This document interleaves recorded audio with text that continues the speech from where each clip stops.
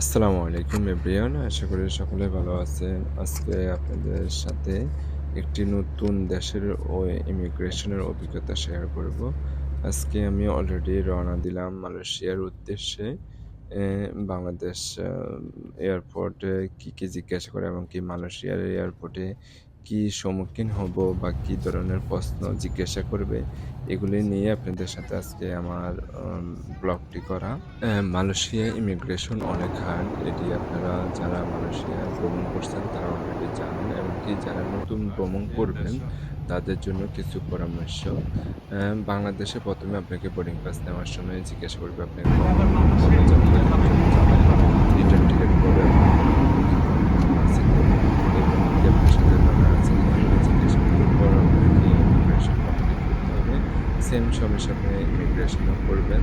অ্যা জিজ্ঞাসা করার পর যদি আপনার প্রপারলি ডকুমেন্ট থাকে তাহলে কি করেন, কি করতে পারেন, তাহলে আপনাকে ছেড়ে দিবে। দেন মানুষের ইমিগ্রেশন আসার পর আপনাকে ডিটেইলস জিজ্ঞেস করবে। তো মাস্টবি যারা ভ্রমণ করবেন তারা অনেকগুলো কনফার্ম করে আসবেন এবং কি যারা মালয়েশিয়া থেকে বাংলাদেশে যাবেন, যেমন কি সিঙ্গাপুর, থাইল্যান্ড এগুলিতে ঘুরতে যায়, ওগুলিতে আপনারা চেষ্টা করবেন দ্রুত টাকা কনফার্ম করে দেওয়ার জন্য। যারা রিয়েল টুরিস্ট তাদের তো কোনো প্রবলেম নেই না। আপনারা তো অবশ্যই এখানে যেয়ে হোটেলে থাকবেন।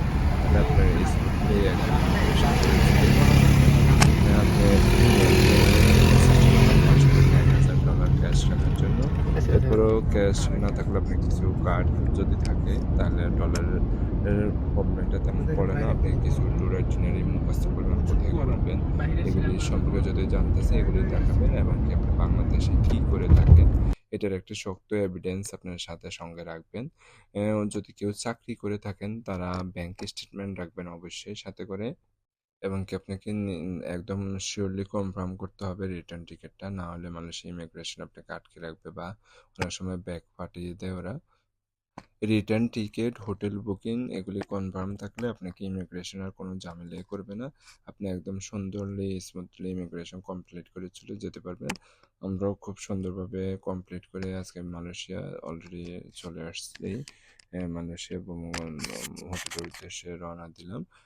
তো অনেকেরই দেখলাম প্রবলেম হয়। তাদেরকে শিপে তো এর লেগে জিজ্ঞাসা এরকম করে কি অনেক জানেন সময় মানে কি কাগজপত্র থাকে কালারই থাকে তাদের সুন্দর লোকেশন ডকুমেন্টস অনেক কিছু জিজ্ঞাসা করে থাকে। তখন আপনি যেটাগুলি ভিভো প্রপার 12টা ধরেন ডকুমেন্ট তো থাকে আপনাকে ছেড়ে দিবে। তো মালয়েশিয়া ইমিগ্রেশন হচ্ছে আপনি আসেন মালয়েশিয়া ঘুরেন, মালয়েশিয়া এনজয় করেন।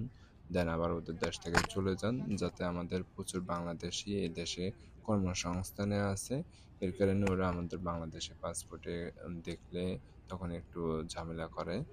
এর কারণে আপনারা চেষ্টা করবেন মালয়েশিয়াতে আসার আগে অবশ্যই আপনার এগুলি কনফার্ম করে আসার জন্য। এগুলি কনফার্ম থাকলে আর আপনার আর তেমন কোনো প্রবলেম হবে না। আপনি যদি বা ৩ দিন থাকেন বা ৪ দিন থাকেন, আপনি ন্যূনতম ৩ দিনের হোটেল কনফার্ম থাকলে ওরা বাকি দিনগুলিতে আর তেমন কোনো ঝামেলা করে থাকে না। ওকে, আল্লাহ হাফেজ। সকলে ভালো থাকুন। আমি চেষ্টা করব মালয়েশিয়ার আরো কিছু ব্লগ আপনাদের সাথে শেয়ার করতে এবং আপনি কি ফিঙ্গারটা দেখান বিভিন্ন আপনি জায়গা এই সাইডে আপনাদের দেখান এই সাথে সাইডে ভিডিও ঘুরে করতেছেন দেখানোর জন্য। হোটেল এবং কি খাওয়ার জায়গাগুলি বা এখানে কোথায় কি করবেন, কোথায় ঘুরতে যাবেন একটা প্ল্যানিং আপনাদের সাথে এদিকে ট্যুর দেখান এদিকে প্ল্যানিং দেখান করে আমি শেয়ার করব ব্লগ বাই ব্লগ করে আপনাদেরকে দেখানোর জন্য।